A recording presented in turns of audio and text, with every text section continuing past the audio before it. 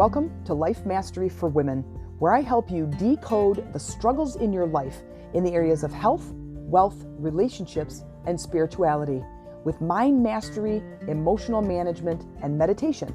Welcome to today's podcast. Hey ladies, it's Jen Mack, Lady of the Mind. Welcome to today's episode where I hope I am finding you releasing the negative energy. If you're not releasing the negative energy, then it is, of course, my intention that today I give you just one nugget of inspiration towards your transformation. This is about transforming. Check this out. Every year at Christmas, we always say that we're not going to go crazy. We always go crazy for the boys, and we buy them all kinds of course, all the stuff they need as a 13 and 17-year-old, all the stuff that they need, socks, underwear, t-shirt, jeans, whatever. And then, of course, we start talking with them and we take them out shopping and, we spend time with them trying to figure out what are some of the things that we can do. Well, I don't know how your household goes at Christmas, but the kids are like over the top with, what else, what other presents am I getting? And I remember, my days as, a young girl getting presents and being really excited about what the next one was. I didn't want to run off to my room and go play necessarily, but I wanted to, get to the opening. There's this magic in that not knowing, right? So what we also decided to do several years ago is we started to do special things that created memories. So I go back in time and I think about myself and my childhood, and I remember certain presents that I got, like big presents that I got that I really wanted or really enjoyed or whatever. But then I also remember things that we did, people who came to visit, my grandparents, and this is the grandma that was my best friend. And I remember the conversation. I remember my stepdad and my grandpa smoking a cigar and a pipe in our living room. And we had this huge living room, and they're smoking pipe and cigar in the living room, and they're talking and they're hanging out and they're being men and whatever. And they're creating this fog. Like, I'm not kidding. It was like this 4-foot cloud hanging in the living room. And I remember my mom being really mad about that because, it's staining the ceiling and it's like cigar smoke instead of low clouds. Anyway, so we decided that we wanted to do more things to create memories. And what we did is we started to go places, like new adventurous places. We went to Great Wolf Lodge one year. Of course, we took them to Florida. One year we would go on adventure and I have this book that's called Weird Michigan, and it's all this crazy, mostly stupid, but this crazy stuff that you would not find in your normal backyard. And we would map out like some of these crazy things to go see. They're kind of someone's got some big giant shoe tree in his front yard, and so we would drive over there and see that. And in the meantime, we're talking and we're singing Christmas carols or listening to the radio and Christmas music, or sometimes we're watching a Christmas DVD in the car or whatever. And then we would get out and kind of explore this unusual thing on the side of the road. So we're creating memories. One of the other things we decided to do, especially when gas prices reached about $5 a gallon, we decided that we were going to create or put on like a Christmas party at our house, just with us. Sometimes Amy's mom would come over, Grandma Debbie, and we would put on a Christmas party. So we would wrap a couple of presents for them, something that would be fun for them, but something that would be useful too. So, well, either way, but a small gift of some sort. And we would have hot chocolate, and we would create this hot chocolate bar. So we would have marshmallows and peppermint sticks and sprinkles and whipped cream and stuff like that. They could make their own hot cocoa. We would play Christmas music while we were doing that. And then we would do some sort of a Christmas project. I made a poster board Christmas tree, and we had all these different color Post-it notes. And so Cameron is blue and Brandon's red and I'm green and Amy's pink. And we would write a quick blurb of like a Christmas list. And so then we would take the sticky notes and we would hang it on this poster board tree that hung in our living room. And now the boys, so we're kind of decorating this tree. Sometimes we would literally put up the Christmas tree and we would put ornaments on the Christmas tree. And while we're watching a movie or the Christmas music is playing and we're all singing, we're a very singing and dancing family. And then, we'd have dinner together, which we try to do every night. But So anyway, so this last night we have a Christmas party that is planned, and the boys are hinting about it. They don't know anything about it. So what I did throughout the day is I set up our Christmas tree, and Amy loves the lights that are the red, white, and green strand. They're absolutely beautiful, because now when you get the strand, it's either a single color or it's like multicolor, and it's like every color.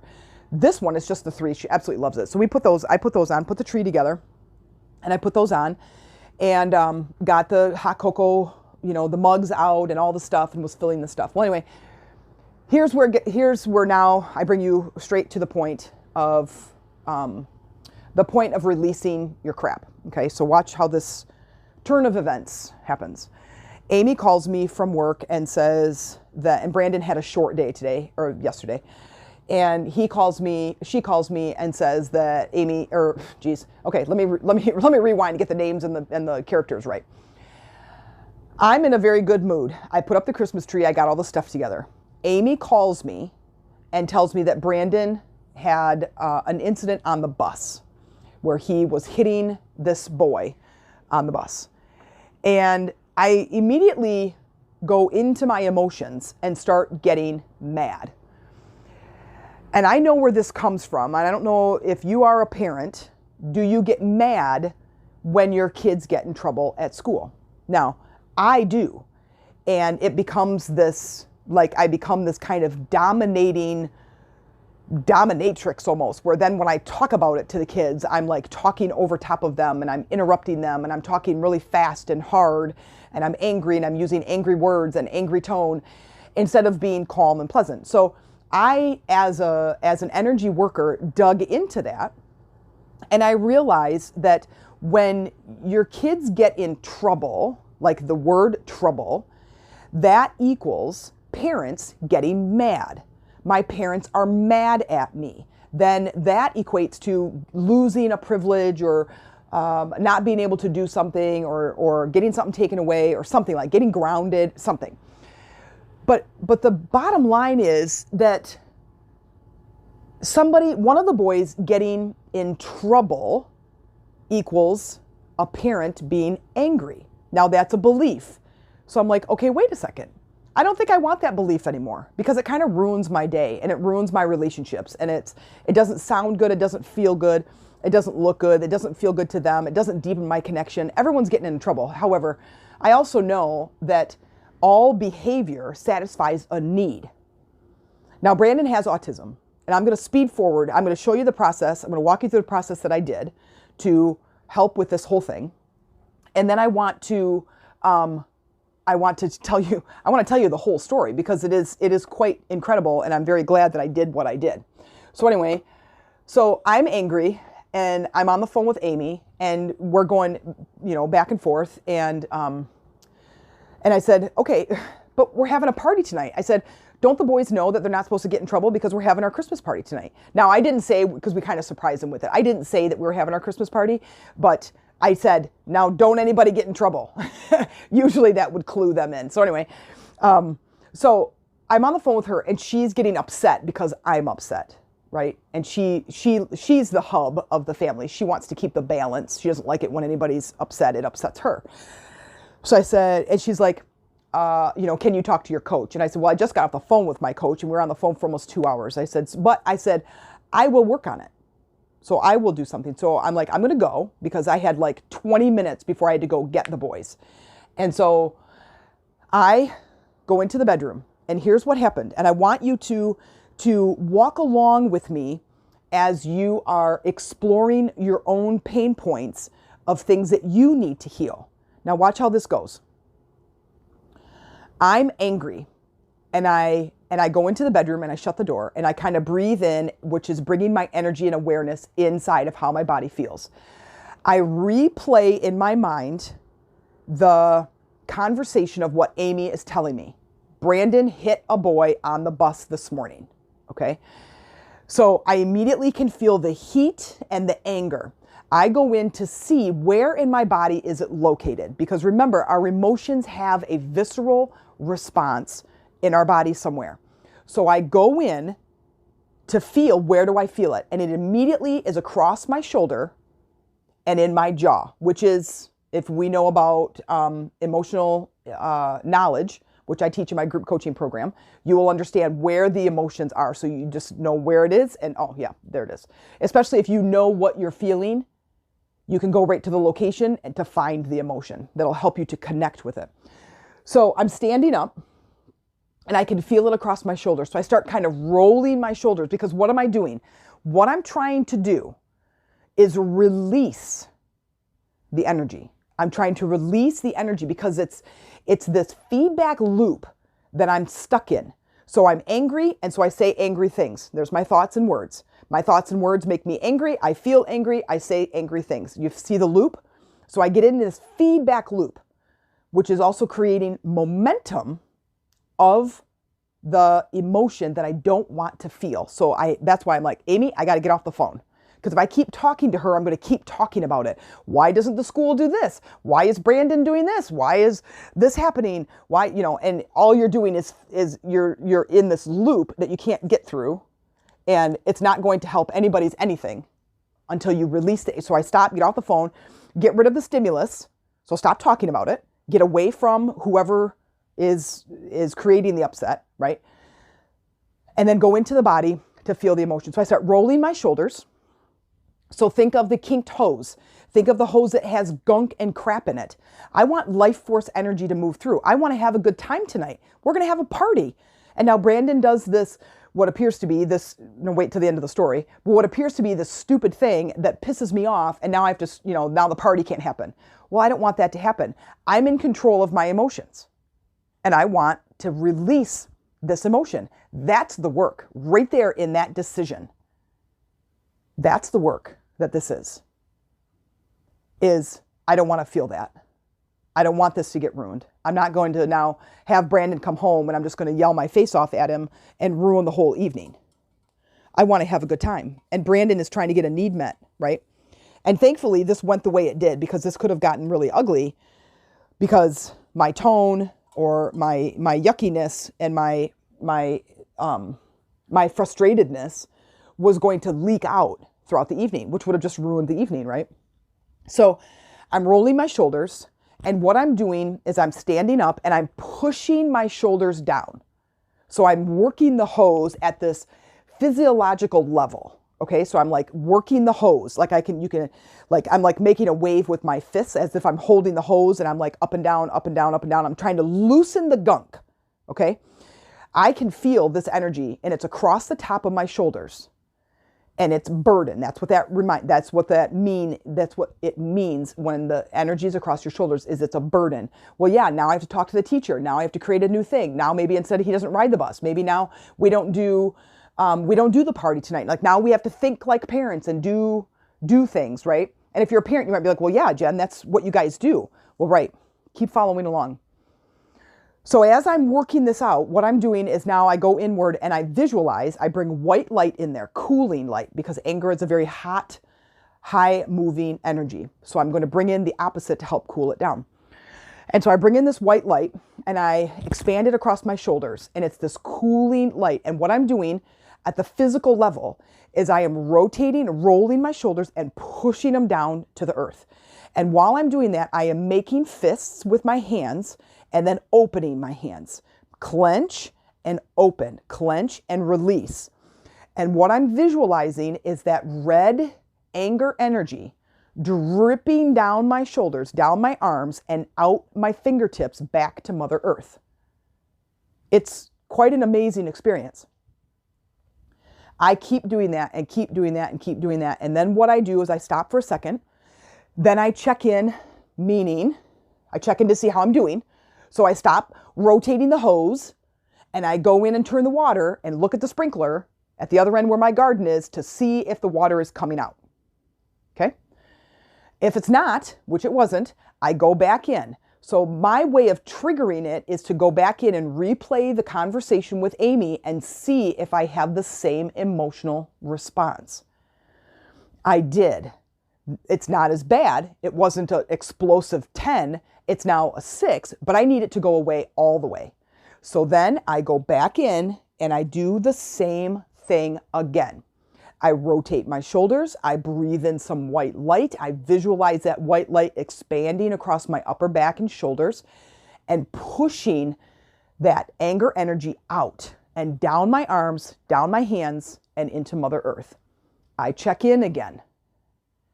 Now my anger level is like a 2. Now do not confuse this with the vibrational scale of, happy is a 10. This is like the explosive scale, like I was mad. But it was a belief. I was triggered, right? I was triggered because that's what my mom did. If I got in trouble at school, my mom became mad, right? She wouldn't talk to me for the rest of the day, lay out some sort of, punishment or consequence or something. I'd be grounded or get something taken away or whatever. But it equated to being angry. My mom became angry. So I adopted that belief now as I'm a parent, is that when your kids get in trouble, I have to respond in this way because that's the way that I believe. So now upon releasing this, I go to the school and I pick up Brandon and I pick up Cameron, and I have this conversation with Brandon's respite worker, and she tells me the story, and I'm very calm. I'm not mad. I literally feel nothing in my body that resembles anything from the 20 minutes prior to picking him up. Like when Amy initially told me. Now I know for sure I've released the energy. I get in the car, I come home. The boys are surprised with the party is going to continue. The boys are surprised about the Christmas tree. The lights are beautiful. They love everything. The music's playing. It's so great. We're going to have our Christmas, party tonight, and they're so excited and whatever. Amy comes home probably 30 minutes later. But on her way, she calls me. And she goes, I have to tell you something. And I said, okay. And she goes, how are you feeling? I said, amazing. I said, I did the work and I feel amazing. She goes, I'm so glad because guess what? I said, what? She goes, the story was not true. I said, you mean on the bus? And she goes, yeah. She goes, Brandon didn't hit anyone. Brandon was hit by someone. So this boy, this was early this morning, and Brandon's his bus picks him up at 6:05 in the morning. The boy gets up at 5:30 in the morning, which is rough, to go to school, and he's on the bus for 2 flapping hours.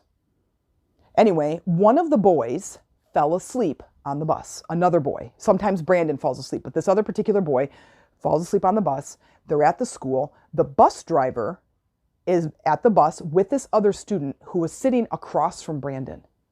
And he was sitting on the floor of the bus with his head and his arms on the seat of the bus. And the bus driver was telling Brandon, or not telling Brandon, telling this kid, he's like, hey, we're at school. Come on, it's time, you have to wake up and, whatever. And Brandon must have like gently been touching him. Maybe he wasn't even touching him, but he goes, come on, buddy, let's go to school. Are you going to school today? I mean, he's helping, he's being compassionate. Anyway, the boy finally wakes up and starts swinging and hitting Brandon several times. That was the story. The bus driver called Amy after work and told her the story. She goes, oh gosh, no. He goes, Brandon didn't do anything. He's like, I had to step in between the two of them because this boy was like going after Brandon. So all of these things, to me, in my mind, when I stand back far enough and look at this, I see the whole picture. Because if I didn't do that, what would have been the story? Would Brandon have really gotten in trouble? Would he have really hit that kid? Would the story have changed? Maybe, maybe not. I don't know. But I do know we had an amazing evening full of Christmas cheer, hot cocoa, and fantastic Christmas movies, and a lot of hugs and kisses and tears. Good tears. So I want to encourage you on this day, as you are listening to this, is to make the decision the next time you get some sort of a emotional response in your body that you don't want. And I want you to do what I'm asking, do what I'm suggesting, and watch the empowerment start to rise, that you are not subject or victim to your emotions. You are the master of your emotions. And so I encourage you that making the decision today, whether it's driving in traffic, your kids, some health issue that's going on with your family, or some other something that's going on out in the universe that is triggering you, is to say, to cut off the stimulus, get away from the stimulus, get away from the news, get away from the thing, the person, the kids, the whatever, go in the bedroom, trigger the stimulus, like hear the conversation, hear the news, say it to yourself or hear it in your head, feel into your body where it's located, and then start to release it. Move that body part. Move that body part and start unkinking the hose, unclogging the hose, moving that body part to move the energy and saying things like, I release this. Bringing in white light to counterbalance it and watching that stuck energy bleed out of your body back into Mother Earth, dripping down your hands, your legs, your back, the back of your neck, the chest, your fingers, whatever, wherever it is, out of your stomach, and dripping back down to Mother Earth. And then as you do that, check in with yourself. And at the end of this practice, check in and be like, how's it feeling? Re-trigger it. It feels pretty good. And then give yourself a huge, huge hug and kiss of gratitude and thanks, because this is the work to master our emotions. Because when we can master our emotions, we can master our life.